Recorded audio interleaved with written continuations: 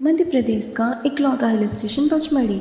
यहाँ की हरियाली, झरने और शांत वादियाँ आपका मन मोह लेंगी। बी फॉल, धूपगढ़ का मनमोहक सनसेट और जटाशंकर गुफा इसकी खास पहचान है। एडवेंचर पसंद है तो यहाँ ट्रेकिंग और नेचर वॉक का मज़ा ज़रूर लें। अगर सुकून, प्राकृतिक खूबसूरती और यादगार सफ़र चाहते हैं तो इस बार चलिए पचमढ़ी। पचमढ़ी की असली आत्मा तो इसकी आस्था में भी बसती है। चौरागढ़ की पहाड़ी पर स्थित शिव मंदिर तक की चढ़ाई भले थोड़ी कठिन हो, लेकिन ऊपर पहुंचकर जो सुकून मिलता है वो हर कदम की थकान को मिटा देता है। यहाँ लगे हजारों त्रिशूल श्रद्धा और विश्वास की अनोखी कहानी कहते हैं।